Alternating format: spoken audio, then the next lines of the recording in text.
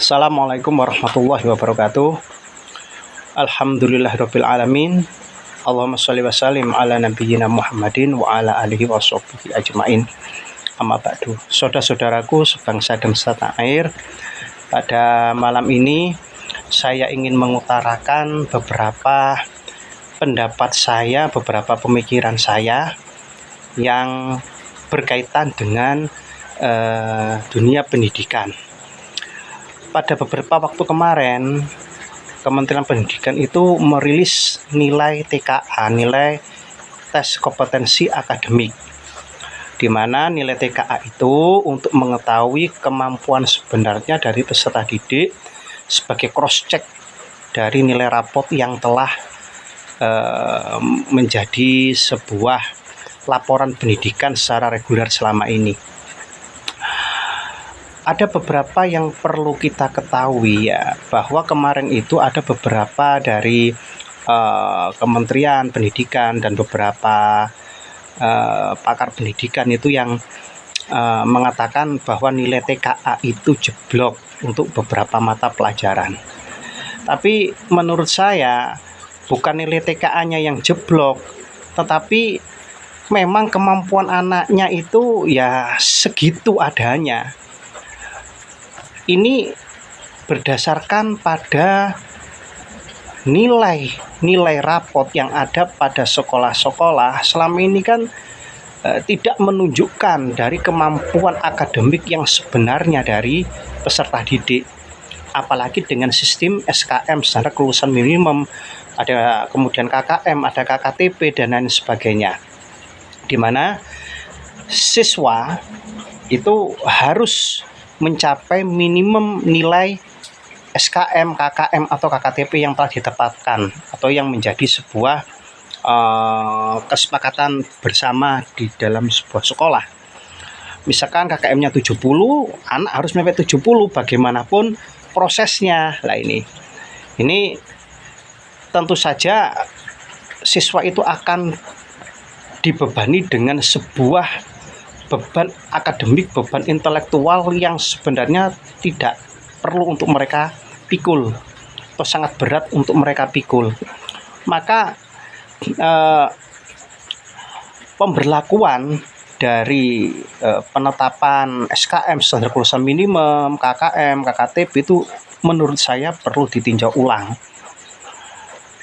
Kalau TKA, tes kompetensi akademik, itu hanya untuk mengetahui secara murni kemampuan akademik peserta didik, maka kedepannya cukuplah dilakukan dengan authentic assessment atau pemberlakuan nilai asli, atau paling tidak dalam pelaporan hasil pembelajaran dalam bentuk buku rapot ada dua, rapot nilai asli dan rapot reguler, sehingga akan diketahui secara murni itu kemampuan akademik peserta didik.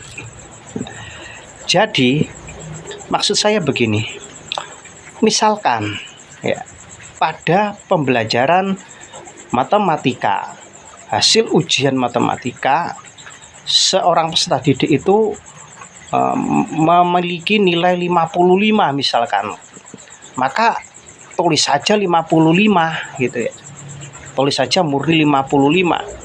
Pelajaran yang lain misalkan geografi, biologi, kimia, dia kok mendapatkan nilai 77, 76, 78, ya tulis saja seperti itu.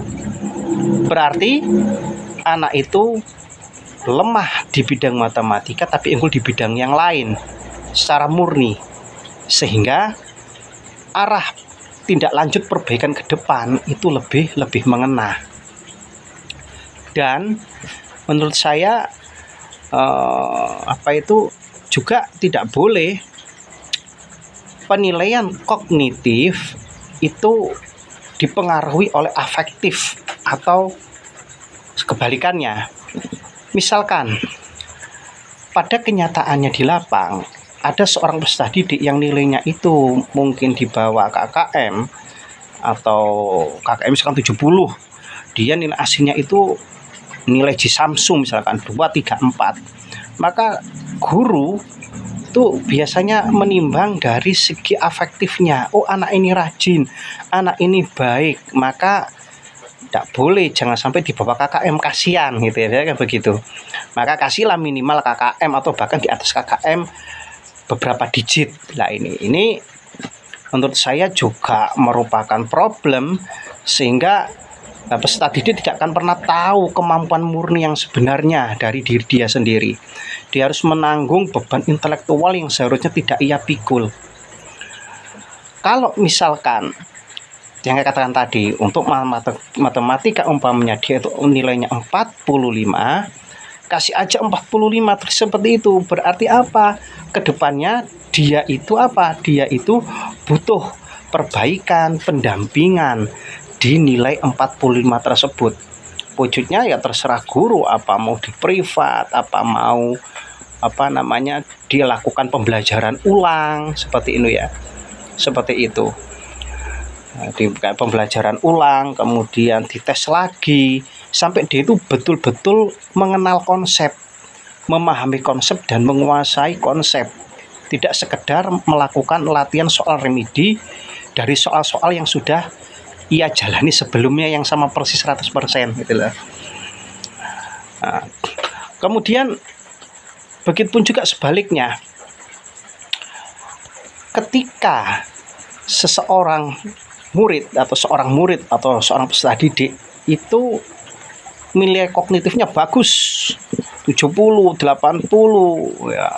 Tetapi di satu sisi nilai afektif, nilai sosialnya itu tidak menunjukkan dia itu orang yang peserta didik yang memiliki integritas yang baik.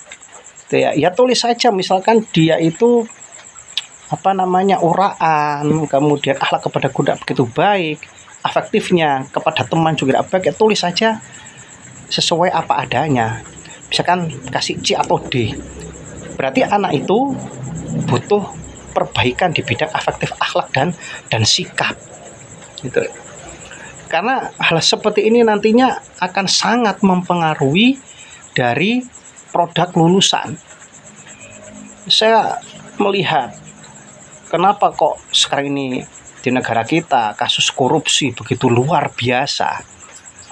Kalau kita lihat yang melakukan juga bukan orang bodoh secara akademik, tetapi secara attitude afektif kok seperti itu.